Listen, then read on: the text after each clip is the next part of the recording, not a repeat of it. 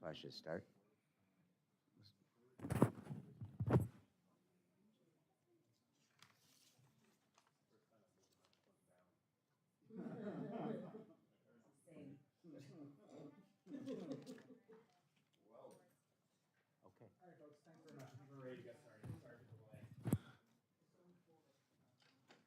Good morning.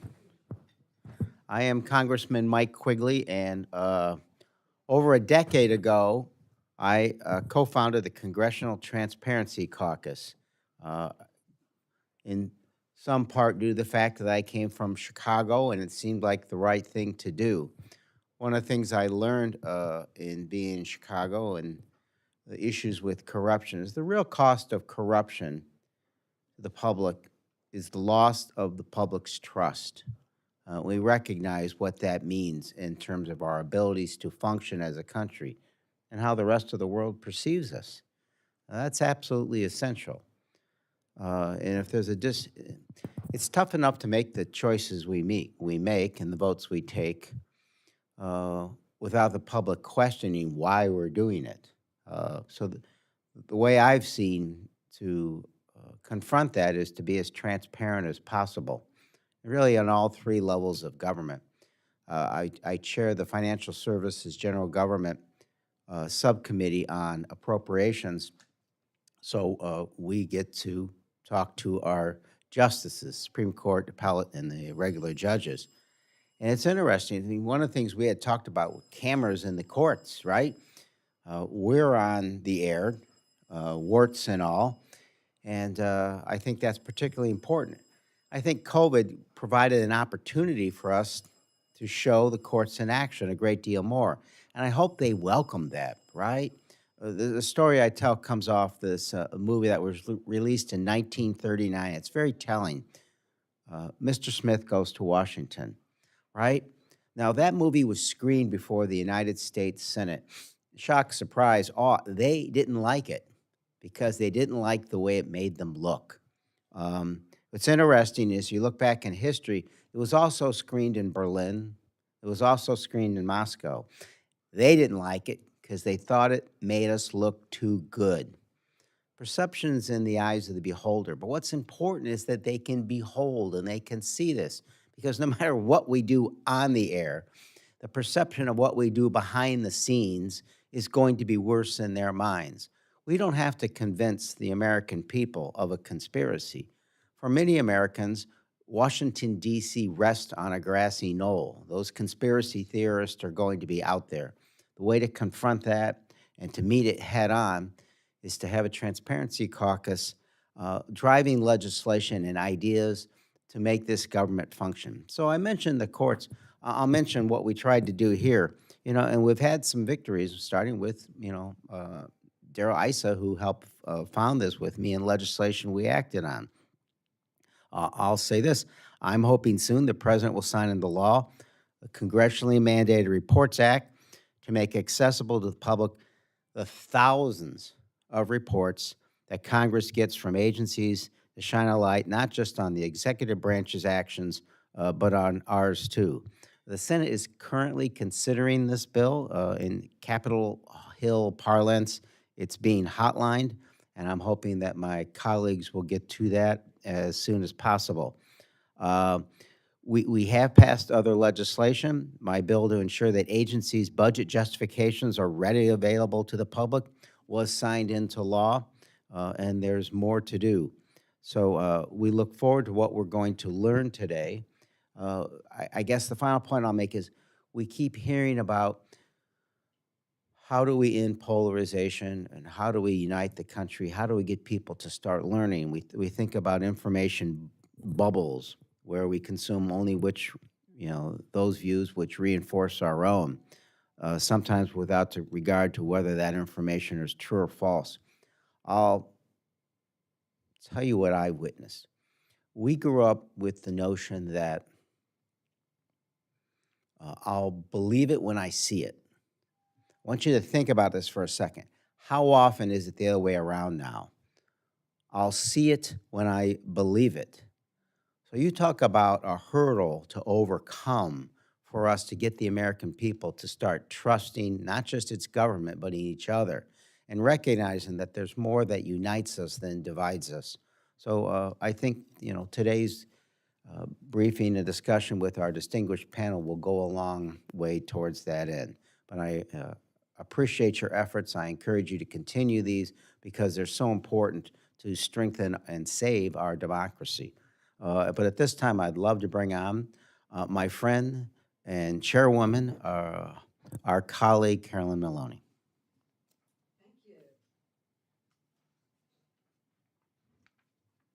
Thanks so much. I'm just thrilled to be here and to join my colleague, Representative Quigley, in this important endeavor.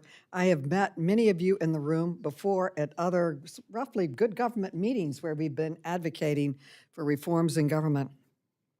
And I want to tell you that later today, the House will be debating H.R. 2988, the Whistleblower Protection Improvement Act, which would enhance protections for whistleblowers, which we know are important to our democracy. And whistleblowers have a crucial role in shedding light, which is what Representative Quigley wants, transparency on everything, shedding a light on the government operations, wrongdoings, corruption, often by reporting misconduct to Congress. And whistleblower disclosure safeguard taxpayers' money, improve federal programs, and save lives, just as his effort was transparency. But oftentimes, these disclosures are at great personal risk, and they can face retaliation that may deter others from coming forward. And that is so important why they are going to be protected. The reason I want to mention this is that we're debating. We should all come together tomorrow after the vote and applaud that we passed the whistleblower and applaud that Chairman Quigley is moving forward with this transparency program, and really applaud when we do make strides for reform. And but it's all important to make the strides, but also recognize the striving that we're still facing, which is why I'm here today. And I want to thank him for inviting me to come, and I'm appreciative of his efforts as the chair of the Transparency Caucus, of which I am a member, to advance reforms so that American people know what their government is doing. It is absolutely critical that we enact legislative reforms to enhance accountability, transparency, improve efficiency, combat waste, fraud, and abuse, and build public trust in our democracy and our federal government. And as chair of the Oversight Committee, I strongly support efforts to ensure that our government is operating in a transparent manner. I have advocated for robust oversight and reforms aimed at improving transparency in the federal government. And during the 117th Congress, I introduced the Federal Advisory Committee Transparency Act with Representative Comer. And this bipartisan bill would close loopholes that agencies often use to avoid making the work of advisory committees transparent to the public. We also introduced the Plum Act, which would provide more timely and complete information on senior leaders in the executive branch. And this bill will enhance visibility as to who is serving in federal agencies and making key decisions across our government. These reforms are important, but there's much more that needs to be done. According to the Pew Research Center, just 20% of adults in the U.S. believe the federal government can be trusted to do the right thing, just about always or most of the time. And during my time in Congress, I'm committed to pushing forward reforms that will improve transparency, make our government more accountable, and rebuild the trust of the American public. And I know that this caucus will be a champion for this cause now and in the future. So I'm delighted to be here to support your efforts, and we'll see you later on the floor today, and hopefully after we pass the bill tomorrow. Thanks. Bye-bye. I want to thank the chairwoman for years of service. We look forward to working with her in the future. Now I'd like to welcome Catherine Tully Mcmanus, who will moderate today's discussion. Catherine authors the Daily Huddle newsletter, which I know is in most of your, if not all of your inboxes every morning. She's an accomplished reporter on transparency issues, particularly relating to the legislative branch. I'm very grateful for her participation and her lending her insights to us today to moderate what I know will be an interesting and important conversation on what we can do to continue to bring transparency to all three branches of government. Catherine, thank you very much. Take it away. Thank you, Congressman. Thank you, everyone, for being here. It might come as very little surprise that the press is also interested in government transparency. It helps, of course, our legal and legislative and executive systems and helps build trust with the American people in our government. It also helps the media keep this government accountable across the government. I would like to, instead of doing openers that might bore you, we're just going to jump right in. Daniel Schuman is here from Demand Progress. We're going to kick off with the legislative branch with a presumption that maybe that is where some of you hail from. And Daniel, could you run us through like top priorities on the horizon and how they connect to what has been accomplished or has not been accomplished in recent, keep it recent. I'll keep it recent, and I'll do it in just a few minutes so we can have other people speak too. But first of all, I want to thank Representative Quigley for having this panel. We've been doing these events since the caucus was founded in 2010. So this is a real bipartisan commitment to making the government open and accountable, and fights over things like the Data Act and other significant legislation continue to have major ramifications across the government. So as was referenced, like we're waiting for passage of the Access to Congressionally Mandated Reports Act, which may sound like an executive branch thing, but I turned to Liz because Congress maintains a list under House Rule 2, Clause 2, for those who are keeping track at home, of all the reports that are due to Congress. But this list of all the reports due to Congress is not, in fact, all the reports that are due to Congress. It doesn't list the reports that are due to the committees and the subcommittees. So if you want to know what's coming in, you can't actually find all of those things. So ACMRA would have all the agencies give all these reports to GPO so that you can find them. So we're waiting for that. With respect to, strictly inside the legislative branch, there's sort of three major buckets that I think about here. The first one has to do around questions of congressional capacity to do its job. So we've seen the Office of Diversity and Inclusion stood up in the last 2 years, and this matters in the House. And this matters because this gives us better information about how many staff there are, how well they get paid, what the retention rates, what the diversity looks like. The Senate is starting to do these types of studies as well. They had done these a long time ago, but they had stopped. There's the Office of the Whistleblower Ombuds, which is all about facilitating Congress's ability to receive information from whistleblowers, which is a related topic which we'll see voted on the House floor later today. But don't be confused. Legislative branch employees do not have whistleblower protections. Yes, that is in fact correct. Yet. Be aware. Yet. Yes, and Representative Holmes-Norton has legislation right now that would put into effect the Office of Congressional Workplace Rights 12-year-old request or 10-year-old request at this point to extend whistleblower protections to the House. We've also seen major advances on legislative information and legislative data. So the Bulk Data Task Force that was created in 2012 has become the Congressional Data Task Force. And while name changes aren't all that exciting, what is exciting is that we now have a Congress.gov API, which means that you can get information about all the bills and amendments in the House. Building off of the bulk data, you have it's coming online shortly, a tool that lets you see how an amendment changes a bill and a bill changes a law in real time, which is crazy because that means that when you're debating something, you can actually know what it does. That used to be my full-time job, Yes. was tracking what this amendment was going to do to this bill. And if I could look that up, that transforms how people can engage on those issues. Absolutely It right. still is our full-time job. Yeah, right. And that won't be public facing when it's fully implemented. So there's still more to do, right? These things never end. We're seeing 6,500 committee prints, so you can see what happened in committees being available online. And right now we have all the current CRS reports publicly available, actually thanks to the gentleman who's across from me on the right, although the Library of Congress is still resisting publishing historical Congressional Research Service reports. And then finally, there's the spending side. right? There is reference to the Congressional Budget Justification Transparency Act.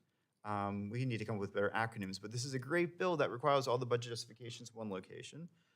There is disclosure around earmarks. I mean, we're in an appropriations room, so we should talk about that. It's not perfect, but it's a lot better than what existed under the prior process. And of course, there's a number of other things that are happening. I think Mike might be mentioning Lester, like the FOIA Advisory Committee has recommended bringing more FOIA-like processes to the legislative branch. And for those of us who live through this, one of the major problems has been the Capitol Police, which have been a largely untransparent and unaccountable institution funded at now $700 million a year shortly. And there's an effort to make their IG reports available, just like throughout the rest of the federal government, to allow you to access their records, which they have been doing. They're now actually holding press conferences, which they never did before. And they now use their Twitter account, which, while not a big thing, means that when you have problems at like Union Station this morning, at least in theory, there is an opportunity to tell people what's going on. I had alerts on that Twitter for 7 years before they tweeted. So there's a lot more. I'm not going to go into it because I want to hear from what other folks say, but there's a lot of things, really good things that are coming, many of them embedded in the appropriations bills that are waiting to be enacted. And if there's time, I'm happy to talk about some of the things that are in process. So hopefully that was a... I think that's a great overview. I think throughout this, something that is, you did a great job of talking about how this matters to what you're looking for. I think tying it back to that is important because we do this full time, but that also means like we know where to find things. And I think the fact that you have to have a whole career to find these things is part of this transparency effort. So keep that up, basically, is what I'm saying to the panel. And if I can just tag on, just everyone's entitled to their own opinion, but not to their own facts. And all of these efforts and all the things that we're all going to talk about is making sure that people have the facts so that they can then draw whatever conclusions they wish to draw. Anyway, so sorry. Absolutely, yeah. I'm going to move over to Mike Listener with the Free Law Project. He's the executive director. And really, you were pretty laser focused on judicial issues. And can you just start with, you had a blockbuster contribution to transparency in terms of conflict of interest in the courts. Can you talk about how that came together and how it connects to maybe goals going forward? Yeah, absolutely. So this is actually, it's one of those things where you work quietly in the background for many years before suddenly something happens. And what we did is we collected the financial disclosure reports for federal judges. And we started doing that, I think 7 years ago. And there are these awful documents. I'm a little bit different maybe than the other folks on the panel, that I'm actually a technologist that's putting on his policy hat today. So I do a little bit of policy, a little bit of technology, and I run a nonprofit. So I've got a couple different hats. But we looked at the data we got, and it came as an image, not a PDF, but a single image, which was several pages of a document all pasted end to end, supposedly for security reasons. And we converted those into PDFs. We figured out where the page breaks were, extracted the data from them, and built a database. And that took many years. The judiciary had to hire extra people to fulfill our requests. And eventually we got all the data, and we worked with the Wall Street Journal, who actually looked at the data, because we don't have the resources to do that. And they found over 1,000 violations of ethics laws by federal judges, which is just sort of shocking, because these are the people that are supposed to be following the law. They're supposed to know the law, and who will be sticklers for the law. And in fact, hundreds of judges were violating it. Some of that is very innocent. They had no idea, their child is trading stocks, and that counts against them too, because it's a family member, or their stockbroker is. But as Rep. Quigley said at the beginning, appearances matter. And it doesn't actually matter if you knew it happened, because I know it happened, and it just looks bad, right? And so the kinds of violations we're talking about here are actually, some of the bigger ones are billion-dollar cases where the judge is trading stock for the party of the case. And some of these cases are being, attempted to be retried, and the judges are saying, no, it's fine, it doesn't really matter. We don't need to do this all over again. Pay the billions of dollars, right? But of course, this is not a good look. So we put all that data out there, and Congress did take steps to make this better. And now, as opposed to these terrible, it's like a scroll, actually, the images we were getting, like an ancient scroll. So instead of that, they're releasing PDFs.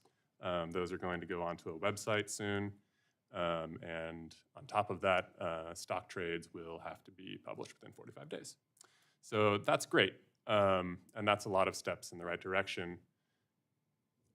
Where it goes next is, do we want judges trading stocks? And I would advocate that this is not a good thing to do. And we have plenty of examples where they don't know what they're trading. And the appearances, once again, are bad.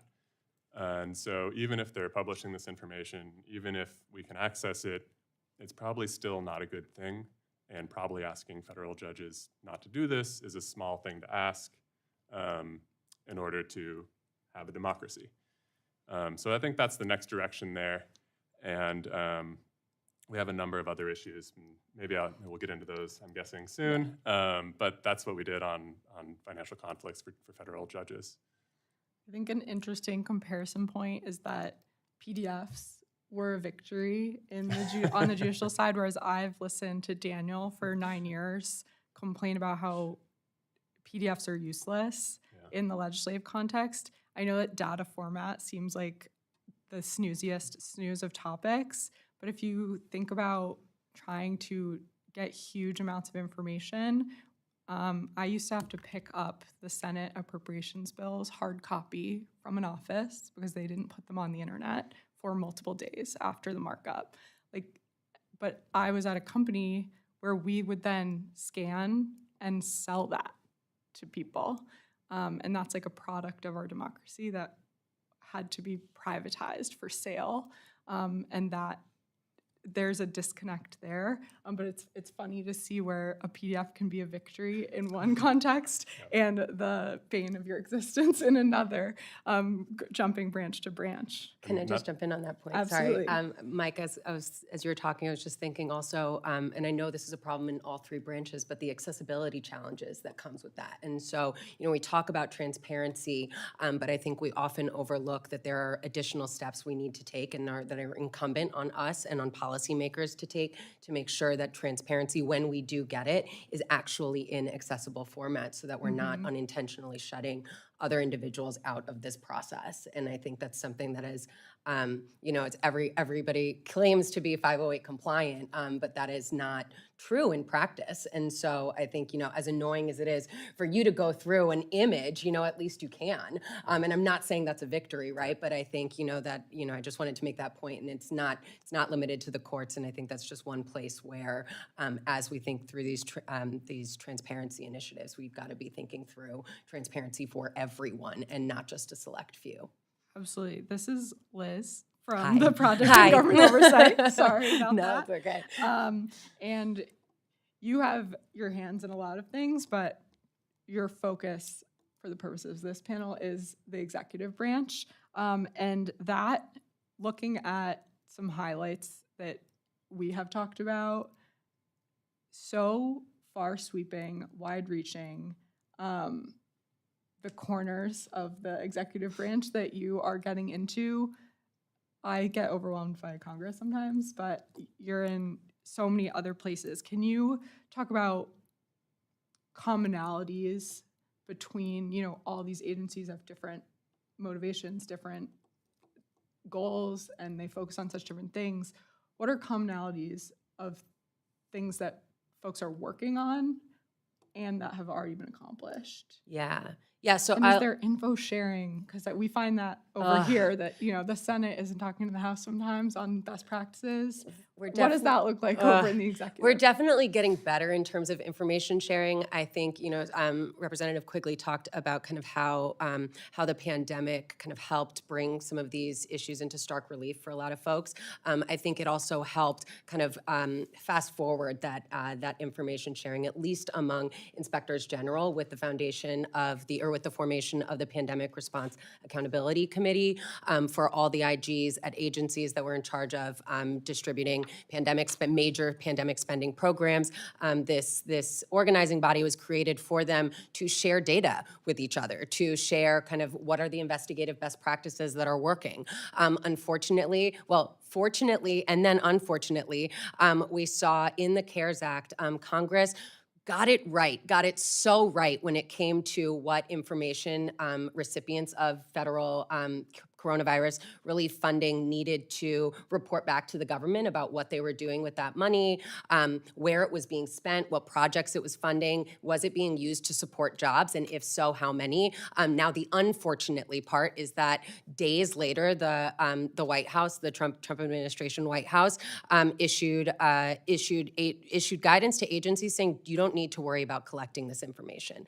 And so the PRAC was set up to kind of share all this data and kind of have these large tranches of information coming from all these different agencies, all these different programs, state and local governments, all these different recipients of federal funding, not individuals, I will say. It was, kind of limited to if you receive over 150,000 or more. So it wasn't, anyway. But so this body was set up to kind of share all this information, and then they didn't get it. And so, they've done a really good job of kind of making the best of what they've got, and they've put out really great reports, and they've done incredible oversight, but it was such a missed opportunity. And so I think that's kind of the thing on the horizon for us. COVID was not the last disaster we're going to have or last emergency we're going to have that preempts all this massive federal spending. And again, whether or not you agree with that spending, if it's going to happen, we should know where that money is going and what's being done. And I think that touches for me on something that Chairman Quigley also was saying, that transparency is not just transparency for transparency's sake. It's to enable accountability. And I think when it comes to transparency and collecting the right data in federal spending, what that means is that we will have kind of the public, but also policymakers and then individuals within these agencies that are in charge of these programs can learn from the lessons they could be gleaning from this information. Are these programs reaching the communities that Congress intended them to reach? We don't know right now. We make a best guess, kind of looking at, we can say, this is not a good example, but it's front of mind. We can say, kind of the child income tax credit, helped reduce poverty, and then when it was rescinded, poverty went back up. And so we make these assumptions that this is what was happening, and maybe that's not a good example, but it's the one that's coming front of mind. But in other cases, we just kind of guess. We're like, okay, so now here's a zip code that got this money, and here are some improvements we've seen in this zip code. It doesn't tell us if the most deserving or neediest of those neighborhoods receive that money or not. I would guess usually not, just thinking about how our political and our financial systems work. And so anyway, so now I'm rambling, but I think that's kind of, for me, the big thing on the horizon. I think we've seen it now, how many trillion-dollar spending packages in the last 5 years? All of them are subject to the same problems in we're not collecting the right information, usable information about where this money is going, and that means we can't adjust these programs going forward to better meet their stated goals. And so it's like we're throwing money into a black hole and crossing our fingers that it's going to hit where it needs to go and have the intended effect. And I think, left, right, center, everybody can agree that that is not responsible federal spending, and that's not a government that is working for the people. And so I think that's one thing on the horizon. There's a ton more, but in terms of kind of broad reaching, this affects every federal spending program. And so yeah, I guess when you say it that way, that was the first thing that came to mind. Excellent. Is this still on? Great. So I know that you all have a lot of to-do list items for each of your efforts, but first I would like to almost take a pause and have you each talk about when you're advocating for these policies, what the questions, pushback, or agreement looks like from stakeholders. Is it the fear that your kid is insider trading and that's going to bite you in the butt? Is it cost? Is it the demonization of bureaucracy? Or is it speed, something like emergency spending? There was discussion about we need to strip down red tape to get the dollars out because crisis. It is a flashing crisis. I'm interested because I also, of course, have those conversations about legislation as it moves, and I'm interested in, while you're advocating for these policies, what that looks like. So questions about what the stakeholders say or what some of the pushback is? I think, I think concerns, because you guys have such a strong advocacy for these policies. What does the other side of the table look like, and how do the conversations go when you're trying to convince someone who doesn't want the money spent in the first place? Maybe is this a way to talk about how to make those expenditures more efficient or something? You want me to go first? You go first. I'm happy to jump in, but I just kind of went on and on, so go ahead. Oh, okay. So I don't know how has anyone here watched the TV series from the 80s called Yes, Minister? Does anybody know what I'm talking about? Nobody does. So if you want the best introduction to the way bureaucracy often thinks, you should go back. And the first episode is on transparency. The new minister is trying to move a transparency bill, and it goes through all the efforts to block it. Now, I think about this as this is not my phrase I'd love to claim, it's fear, uncertainty, and doubt. So what's the danger of putting online federal judicial information? What's the harm in seeing all the opinions that are already available for a fee on Pacer? Well, so you get, we don't know what this is going to do. Well, we know what it's going to do is people are going to have access to it. Well, we don't know what they're going to do with it. They're going to not understand it. Well, they can get it anyway. Well, more people are going to get it, and we don't know what they're going to do with it. And they're going to draw the wrong conclusion.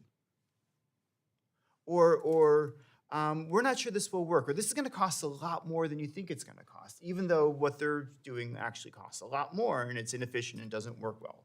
So this is almost, or we've done it this way for a long time, and it was done this way for a reason. Well, what's the reason? And so people have a reason, but that reason is not the reason. My favorite example is the one that I worked with Mr. Quigley on, which is CRS reports. Why were Congressional Research Service reports under appropriations law not allowed to be publicly available? Well, I used to work at CRS, and I was there when they wrote the memo, and they're like, well, it's speech or debate, and you want to have, no, these are non-confidential reports. So the real reason, and I found this in a transcript in 1952, there were a couple appropriators sitting around.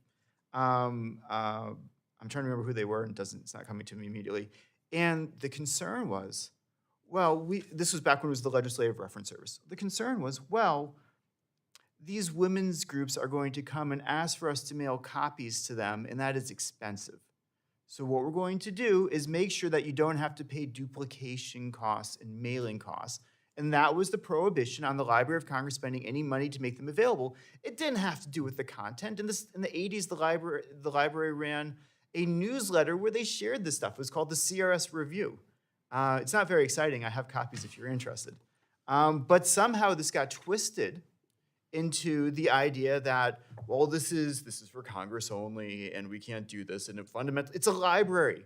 Libraries make information available to people. That's what a library does. But somehow it got twisted, where the original was, we don't want to pay for the cost of transmission, which doesn't make sense in the internet era, where you just put it on your website and it's not a problem, right? So so people get wrapped up around, I spend a lot of time sort of looking through why Congress does the things that they do in different contexts. It's to solve a particular problem at a particular time as a result usually of a compromise between people that results in something that isn't logical, but it's like a median point somewhere. And that agreement, while it makes sense for that moment, doesn't make sense going forward. So when Mr. Quigley was pushing his CRS bill, that became law, the CRS Equal Access legislation.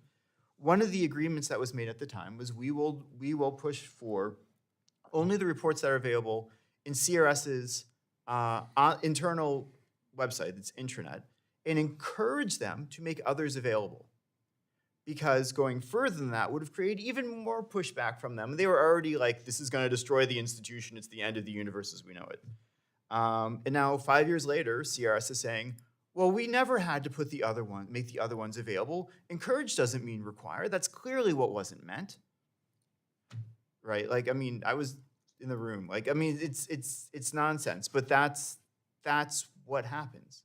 And it's what happens on it happens on the Data Act, relevant to your interests, the Press Act. So like journalist shield laws.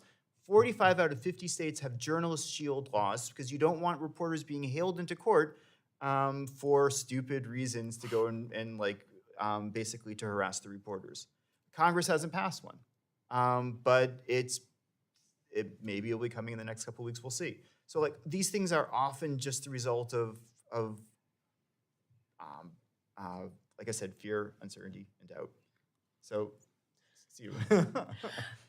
Sorry. No, I mean, same thing. We hear a lot of the same arguments. So it'll be too onerous on the agencies if we're talking about you guys need to collect this information. You kind of use I'm so tired of hearing the kind of, but we needed to get money out the door fast, and that's why we couldn't do this. We couldn't have this recipient reporting. The recipient reporting was going to come in 3 months later after the money went out the door. So to me, that does not ring true. It rings kind of, and I think at the root of it is that change is really difficult. And, in a bureaucracy in particular, people are really set in their ways. And so, I think one example of something that we did recently accomplish through an appropriations bill last year was requiring the Office of Management and Budget to publish its apportionment directives. This is how, stick with me, it's just how how the president or the executive directs spending. And so it's directly relevant to Congress, right? Congress holds the power of the purse. But after Congress, appropriates money, it kind of went into this black hole where there's all this leeway for the administration to spend it on the timeline they would like, and can really kind of start replacing their, kind of using that authority to direct the spending and replacing it with their policy objectives, which is not how the power of the purse is supposed to work. And so when we were working to get this change enacted in law, and I will highlight that it was in an appropriations bill, and so this is something we're going to have to continually do unless we are able to make it permanent. But what we heard from the Office of Management and Budget is if we're required to do this, it will be a catastrophe. Everything is going to slow down. We're not going to be able to make these decisions. You're going to remove the flexibility we need to operate government. Guess what? Congress passed it, and things did not stop. The sky did not fall. They were able to meet their deadlines to make that information public. And now there's congressional staff that can, on the right side of the aisle, I know there's a lot of questions about kind of why is there COVID money left over. That is a really good place to look and try to figure that out. And so there's also, all these. I think this is of interest across the aisle, but it's just one example of kind of like this is going to be too hard, and we've never had to do that, and why are you making us do it? And I think I was just it sounds so strange, but I was so proud of Congress for being like, no, we are not going to listen to that. This is our, we hold the power of the purse. This is directly related to our institutional prerogatives. Too bad. Figure out a way to do it. And guess what? They did. So I think, there's a big lesson to be learned there, which is kind of, listen to agency pushback, but also, approach it with some skepticism because their change is really difficult, and trying to convince people to do things in a different way, you're creating work for them. Nobody wants to do more work, but that's not a reason not to do something. And so I would just kind of keep your eye on the prize. And then the other one that I hear that is so annoying is that it won't matter. People aren't interested in this. This has come up when we're talking about whistleblower protections. And it's just like, the average person sitting at their kitchen table doesn't care if it takes whistleblowers years to have their cases heard in front of a quasi-judicial administrative body instead of a jury of their peers. People do care. We've got all this polling that shows that. And so I think we also need to be kind of really re-examining this idea of oh, that's too complicated, it's too wonky. The average American person doesn't care about that, and they care more about X, Y, or Z issue. I think we need to give constituents a little bit more credit. So those are the two that really get under my skin. Right. Yeah, I mean, it's interesting on the judicial side. The reasons range from just quotidian, kind of like you're describing. We had an initiative we were working on, and they said they couldn't do it because the person who would have to do it was close to retiring, and you can't make her do anything. And it's like, all right, well, we're not going to make that change then, right? We're just going to have to wait a few years. They'll retire, and then we're back to business, right? And so it ranges from that to very serious. When we started putting financial disclosures for judges online, we got pushback and people that were genuinely nervous about the safety of the judges. And this is information that could be requested, but they felt that by making it searchable, Googleable, we were, raising that bar. And I think that's a legitimate thing that they were thinking about. But the fact is that they have a whole highly complicated redaction process that makes sure that these documents are safe to put online. And so When you say at risk, just because of the era we're in, are you talking about their financial information being out there, physical or security of them and physical their security? families. Okay. Yeah, there was a judge that was attacked, and so that's, I think, top of mind for a lot of people. Her family was attacked, and it wasn't good.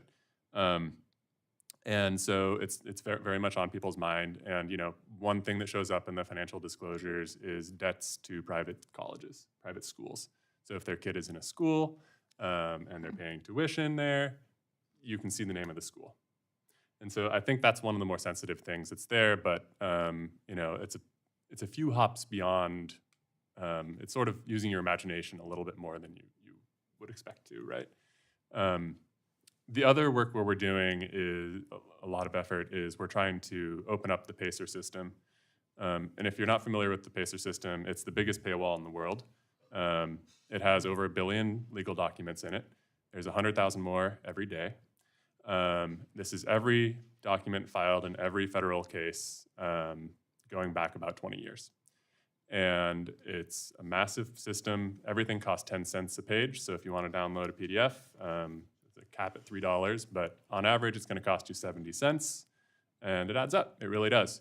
And it's a big reason that we don't understand what's happening in the judicial branch. You can't do trend analysis.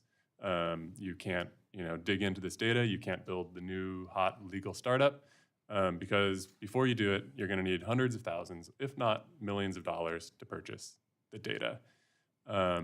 So this is affecting journalists, it's affecting researchers, it's affecting academics, startups, it's affecting everyone. We have no vision of what is happening in aggregate in the federal judiciary. And so there's a bill called the Open Courts Act. It's had a lot of success so far. We're hoping it's going to make it through very soon. And it will open this up by making PACER free and requiring that it be rebuilt with modern technology because it is very bad currently. And I'm underselling how bad it is. If you're in that 90s nostalgia that we're having right now, take Yeah. yourself to PACER. Yeah. The aesthetics are bad. But what's worse is that it has really important sealed filings in there. And recently, 3 nation states actually hacked it. And we don't yet know, maybe Congress knows, but the public certainly doesn't know what happened. All we know is that 3 nation states hacked PACER. Then what are they doing with my fees? Yeah, it's a great Televisions. question. Televisions is one thing. They make about $140 million a year, so they've made over $1 billion running this website. My organization, I'll just put it out there, we have a much smaller budget, and we run a website that hosts this content too. We have all of the latest court cases. In the last month, I think about 10 million people downloaded things from our website. Multiply that times 70 cents, and we would have made $7 million. That would have been great. But we don't charge PACER fees, we do it for free, because it doesn't cost that much to run a website. Certainly not $1 billion. But to get back to your question, the pushback we've heard ranges. First, it was a cost thing. If we're going to rebuild PACER, it's going to cost $2 billion. Obviously, that's wrong. It doesn't cost $2 billion to build a website. I can attest. So they've stopped that talking point, but at one point, federal judges were lobbying Congress with that talking point, which is its own whole situation. Luckily, they got laughed out of the room, so that was good. Because Congress doesn't spend billions and billions of dollars building a website for every single member. That was a tip-off, I bet. Yeah. Even if you are a member who is not technology savvy, Well, you what's know funny that is the numbers are so big, you don't listen to them very carefully, right? And you say $2 billion, well, we just spent $1 trillion, right? But then you do the math and you're like, how many people would that employ for how many years? That doesn't make any sense. And so that finally got shut down. And now they've kind of come around. For a long time, they said it was fine, it's fine, don't worry, we don't need to fix it. Now they're saying, actually, it's kind of crap. And we do need to build something new. We've been hacked 3 times by foreign nations. And we need to do something here. So give us some money and we'll do it, which is actually huge progress. They're not saying it's going to cost too much. They're saying, please just give us some money and we're in favor of doing it. Luckily, they make a lot of money. They've made this $1 billion, so you probably don't need to even give them any more money. And now the next step is, again, we're back to security. And they're saying, well, yes, you can go and get this content, and yes, this content is public, but practically speaking, it's obscure and people don't know how to get it. And that provides a level of privacy and security. I think this is dead wrong, because what happens is attorneys think that it's obscure and that their client's information is not going to wind up online, and they upload private information to Pacer. Our organization gets it, we put it on the internet, and other organizations do too. So by making it fully open, attorneys uploading things will realize, actually, when I upload this thing, it's going on the internet. I better redact this social security number. I better, change the name of my client to Jane Doe or John Doe. And so I think that argument doesn't hold water either. And I think we might just open it up very soon. Sorry. I also want to add one really quick You go point. first, because we didn't. Awesome. No, I just wanted to say, Mike, you got me thinking about this too. We often also hear okay, once we get to the point where we're actually convincing folks that there's a problem, particularly within the executive branch, we do often hear, okay, let us fix this ourselves. Don't mandate it. Don't put these requirements for us in the law. I see a lot of nodding heads around the room. And the problem, I'll go back to the spending transparency and the lack of information we have about federal spending programs. These are known problems. I have a colleague at POGO who's been working on this issue for almost 2 decades and has testified in front of Congress, has put out reports after report after report. These are not new issues that are just oh my gosh, COVID showed us that this is a problem.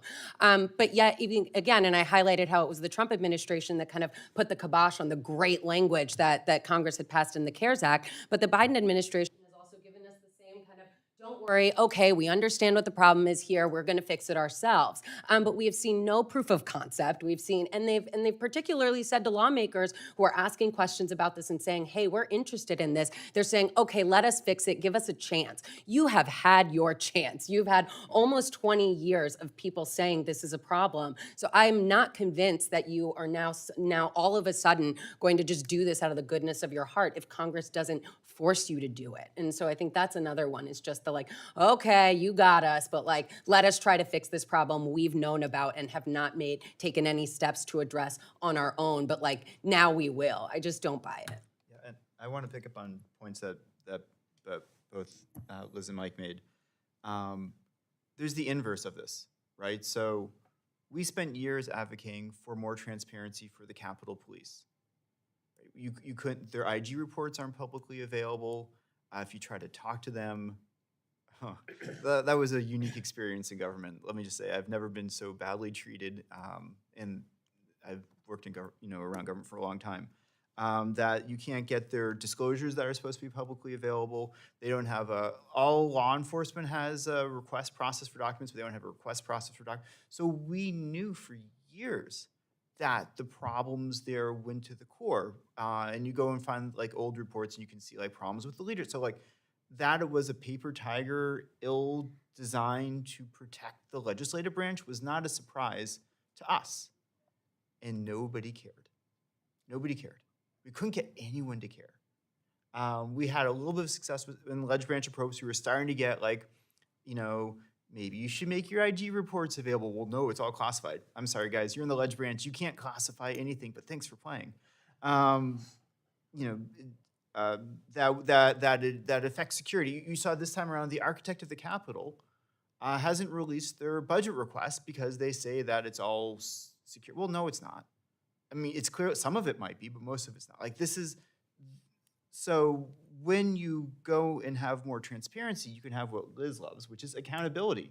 If something isn't working, you can figure it out, right? If you can see that everybody who's working on the Hill is 22 years old and stays there for 9 months, then that suggests that you've got a human capital problem.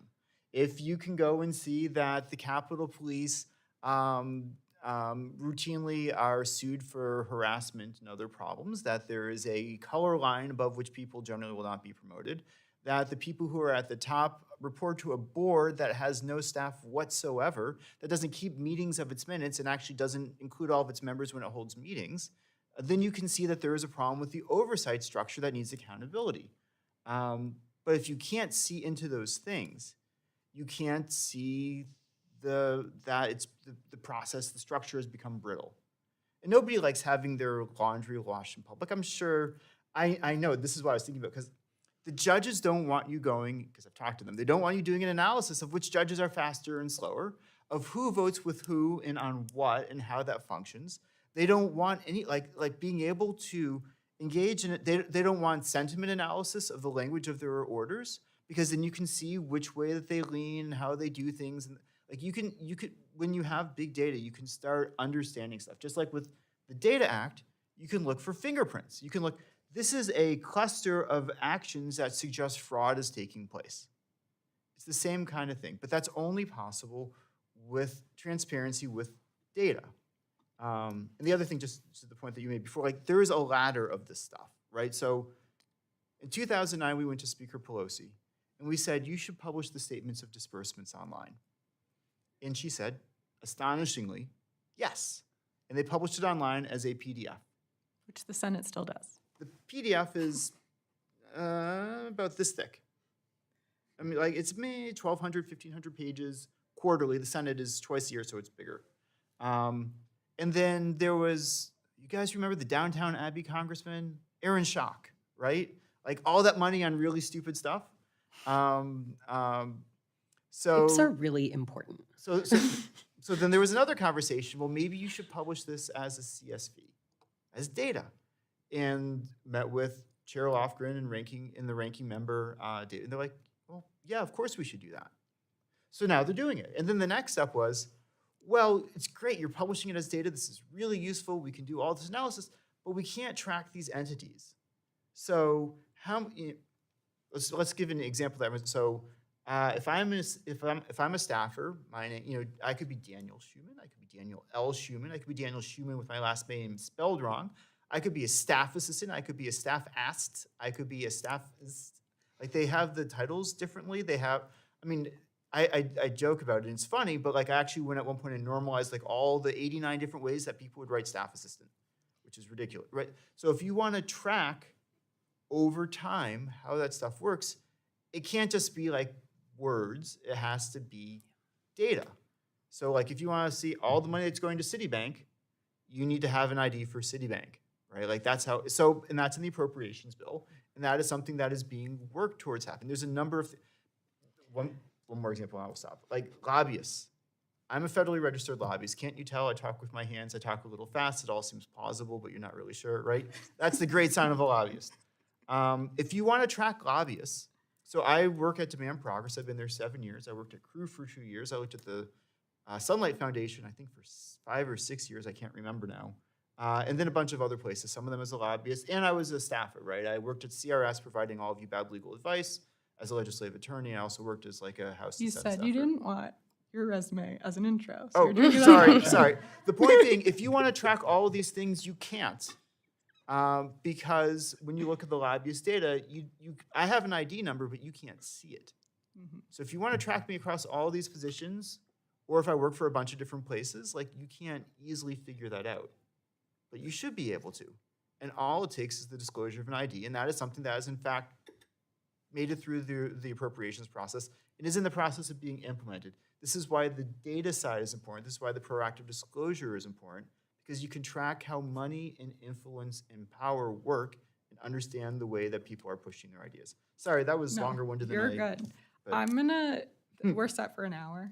yeah, so I'm just gonna close out with like some bigger picture thoughts, but from my neck of the woods, which is news. Something that Liz was talking about, where does the money go in federal spending? There's a reason that you see a beautiful profile of a business, a small business, or a family who has gotten some type of federal assistance, COVID money, the child tax credit, where you have the photos in their house with their kids, and it is zoomed in on this one family. That's because that family has been transparent about the money that they got, the assistance that they got, whatever the business benefited from a program or a grant. But it's so much harder to say that in the city of Philadelphia or in this zip code. That's why, I mean, there's incredible data journalists doing incredible work every single day, but there's a reason why like every state in the country is not like a breakdown of where these funds went and who got them and why and the projects that resulted from them. And on the other side, like I'm at an organization that my colleagues can expense PACER fees. If you are at a small paper in Appalachia, in the Midwest, in the Southwest, there are huge court cases moving through the federal courts in your area, and your outlet is not able to fork over money for every single And filing. I'll just say some of the biggest cases, downloading everything in the case costs about $20,000 for a single case. Which many So- local journalists make Great. $25,000 annually. That is a regular thing. And I think when talking about statement of disbursements, it didn't used to be online. That was a PDF. Now it's a CSV. When I got to Capitol Hill 9 years ago, I was like figuring out how to read them. Now staff assistants are sending it to each other the day that they drop to find out whether they're being paid fairly and whether there's a different office that has a better pay situation, or is there a way that you can split responsibilities with the press assistant to maybe boost your pay? Can you take on more projects because it looks like that person is listed under 2 titles and you know that you're at the same events, so maybe, but that is progress, but also that does stoke fear in the hearts of some because it is accountability. And in a place where every office runs like a small business, it's competition.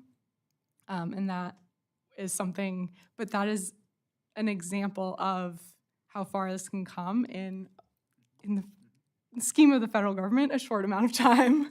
But to staff, many staff that I talked to 8 or 9 years ago about what their office was spending did not know that they were able to look that up. And today that is stoking a huge amount of change within this institution at least. So there's a lot of projects ahead, and I know that all you guys are all going to have huge to-do lists, especially heading into a new Congress. So I hope that we can reconnect and see what you're forging ahead on in the next Congress. Thank you. Thank you. Thank you.